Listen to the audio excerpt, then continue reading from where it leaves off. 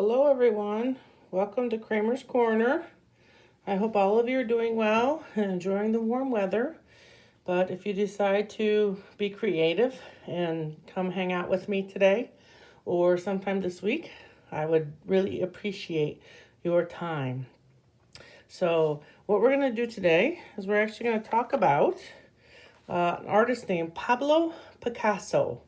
Pablo Picasso was one of the greatest artists of the 20th century, which means he was a modern artist. I was actually 5 years old when he died, so he was alive during my lifetime, which is pretty amazing as an artist and an art teacher to know that this gentleman was part of my generation. So it's really amazing to see his work. His work is actually, he was the first artist to ever develop the movement called Cubism. And Cubism is where you take objects, and you break them into shapes instead of just what you normally see. So what do you see in this? I'll give you a couple minutes to kind of look at it. It's there's some clues, there's some hints in there, so you might be able to see some things that look familiar. And then I'm going to tell you what the title is. The title is Three Musicians. So if you look, here's one musician, two musicians, three musicians. This one is singing. You can kind of see his mouth open behind his beard, and he has the music sheets. This one's playing guitar. Here's the guitar. And then this one is playing the clarinet. So you can see there's a table here. So they're kind of playing here. Now there is something that's kind of hidden that some of you might have seen already or noticed. There's actually a dog in this picture. So if you look very carefully, you can see a tail right here. And then you see a foot. And then the front legs. And then you see a shadow of his head. So what Picasso did was he tried to hide the images so you would spend more time with his artwork. He didn't want you just to look at it and go, oh, that's cool, and keep on walking. He wanted you to spend time to try and figure out what it was. So he actually inspired lots of artists. So the next picture I'm going to show you is something that was inspired by Picasso. So this is an example of something that was inspired by Picasso and more along the lines of what we're going to be doing today. So what do you see there? You see a guitar? Do you see a guitar? There's actually a guitar. Right here is the handle, the neck where you'd hold it. That's the opening. And then this is the shape of the guitar kind of going off your page. So there's a guitar, and then there's one more I want to show you. What do you see here? You might see two people. Now, it might be a boy and a girl because this looks like maybe a hat, and this might be long hair. So it might be a husband and wife, or a brother and sister, or two people that know each other. So there are two people there. And notice all the different colors and all the different sections. And these are called geometric shapes. So we're going to do something today that's for Father's Day. So dads a lot of times get forgotten about, and my dad was my amazing savior, and I loved him more than all my heart. So I always remember Father's Day. So we're going to actually do a Father's Day card or Father's Day wishes in the style of Picasso. So this is an example of what we may do today. So we're going to do a heart, and then we're going to divide it into sections, and then we're going to write dad on it, or you could write daddy. Now, if you don't have a daddy, which is totally fine, maybe you have a grandpa or a papa or a uncle or a brother that takes really good care of you, any man in your life that you just adore, I want you to do this for them. And then if we do this, we're going to turn it into a card, and then we can put Happy Father's Day and then you can put I love you and emojis if you want, or whatever else you'd like to do. Okay? So this is an example of one thing we can do. And then the other thing might be just kind of cool. Maybe your dad has a shop somewhere or a garage or something, and you want to just make something that's just special. So the heart says, I love you, and dad is what we say in the middle. So maybe your dad likes U of M. So I made this because I like U of M. So University of Michigan, I know some of you are like, bleh, I get it. But so this is my blue and gold in the background, and then I just did a simple black and gray around. So I want you to be thinking about if you'd like to do this one or this one. Now I'm going to show you how to do the big one, because all you have to do is if you do the big one, you're just going to turn it into a smaller one. So, and then you just make this a card. I'm going to tell you a couple tricks about making it into a card, because if you're not careful and you were to do this and you were to put dad on this side, when he opens it, it's going to be backwards. So you have to be really smart about how you do this. So if you actually do the card, you're going to actually fold the paper and you're going to do the heart on the right side, because that's going to be the cover, like the book card. So just make sure if you do decide to do the card that you make sure you do it on the right side.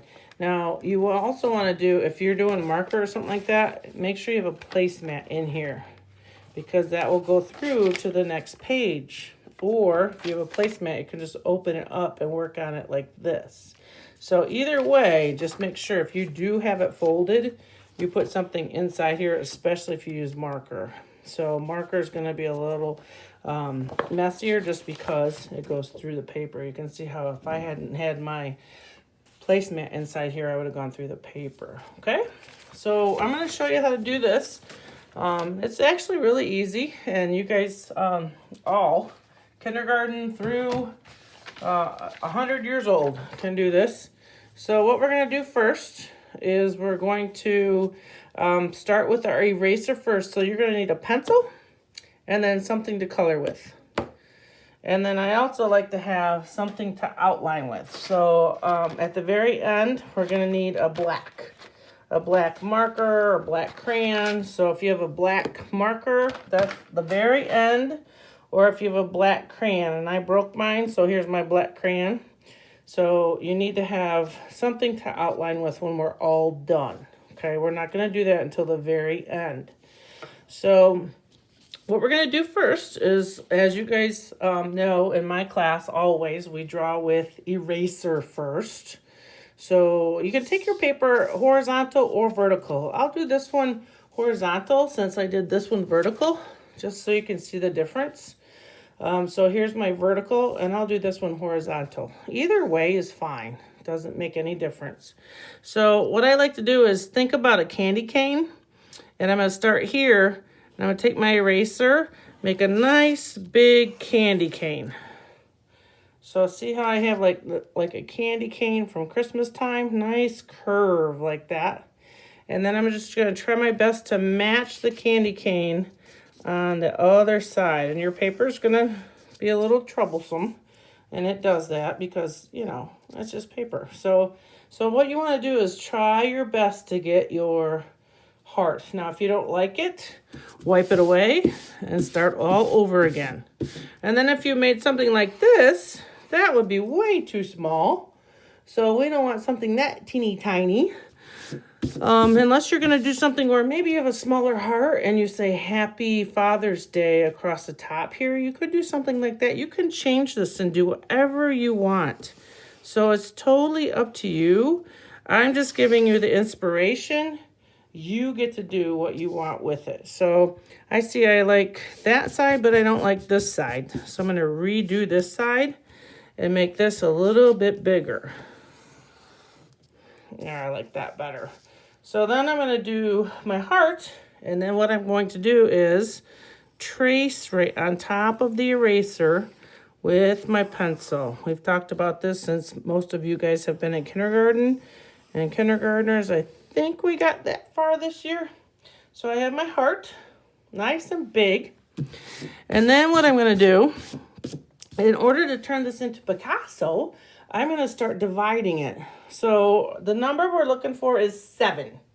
You don't want to go crazy, because if you get too many, you're going to drive yourself crazy. So what we're going to do is just start drawing lines from one side to the other. 1, and you can even turn your paper. 2, 3, 4, 5, and just kind of look and see where you think you need a line. 6, I need one more line. Where do I want my one more line? I'm going to do my one more line right here. 7. So if you lose track, should count as you go, but if you lose track, put your finger on one line. 1, 2, 3, 4, 5, 6, 7, 8, 9, 10, 11, 12, 13, 14. You should get to 14 before you get to your finger, because 7 plus 7 is 14. So you have 2 ends of the line. So 7 plus 7. So if you get to, it's okay if you do more, but you just don't want to go too crazy, okay? So what you want to do is kind of break it up into sections, and then what you're going to do is pick your colors for your daddy. So what colors do you think your daddy would like? On this one, I did green and blue and gray, and the heart is going to have its own colors, and then the background you'll choose new colors. And I did 3 and 3. 3 is the easiest number. You can do more. The toughest number actually is 2, because the same color cannot touch. So if I did this one yellow and then I did this one yellow, that would be too much yellow in that space. So I want to make sure I'm doing yellow, blue, yellow, blue, yellow, blue, and I work my way all the way around to make sure I'm not having yellow touch yellow. Points can touch. If you look right here, yellow point touches yellow point touches yellow point. That is totally okay. It's just sides that you don't want to touch. So 2 colors is a little bit harder, but you can challenge yourself if you want and go ahead and try that. So once you do this, then what you're going to do is color. Decide what colors you would like to do. And if you are going to do 2 colors, one thing that is probably a safe bet, if you'd like to do this, is to actually go through and maybe mark which one you want what color. So if I do this one, this is actually called blue-green, and this one is actually called robin's egg. So if I do this blue-green, then I want to do this one robin's egg, so it's a little bit lighter. So if I'm going to do just 2 colors, so if I do blue-green, robin's egg, next one, blue-green. If blue-green's here, I have to have robin's egg here, and I have to have robin's egg here. So what you want to do is kind of look, now I need robin's egg here. So it gets a little trickier because you want to make sure the sides aren't touching the same. Now if this is robin egg, now I can do blue-green, robin egg, blue-green.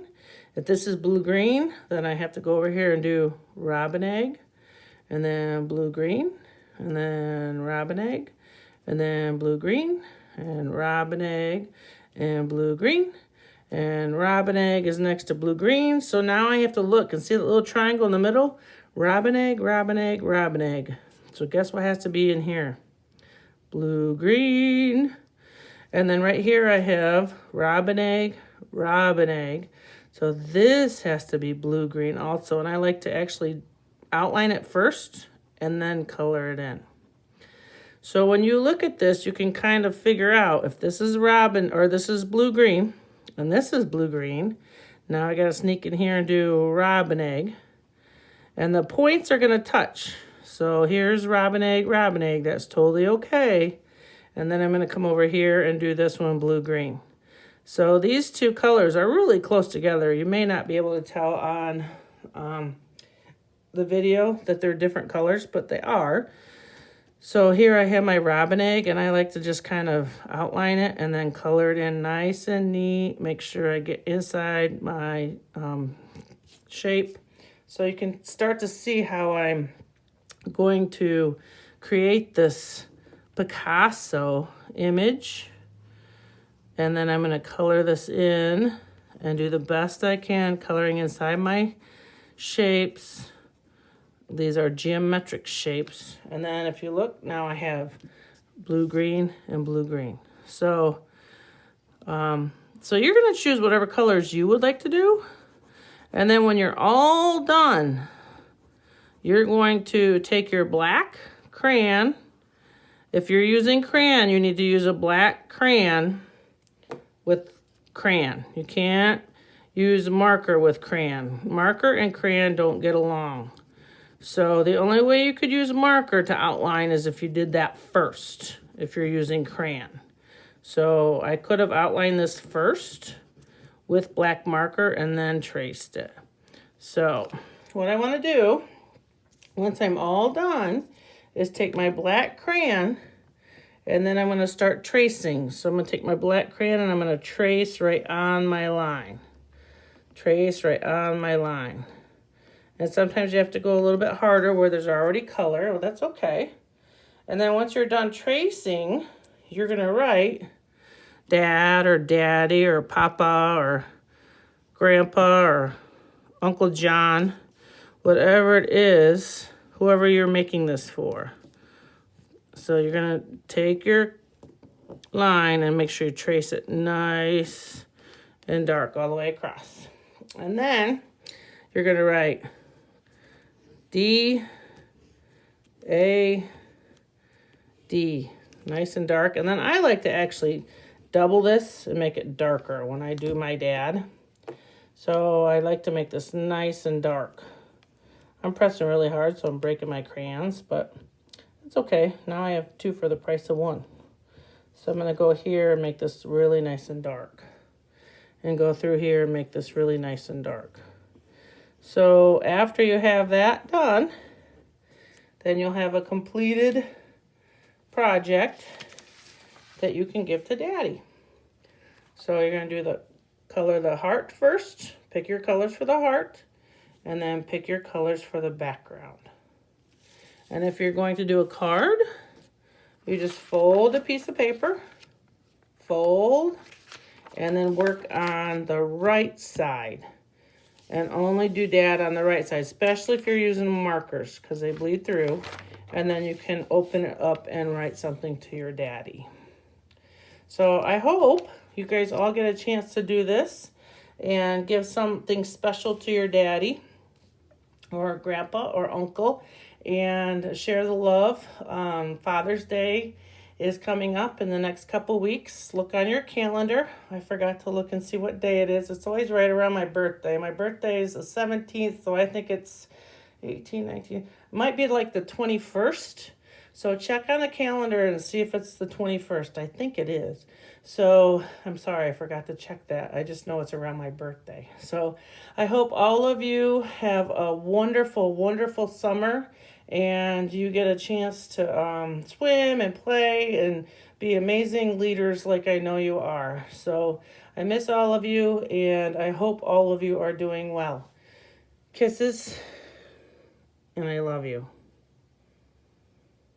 Bye.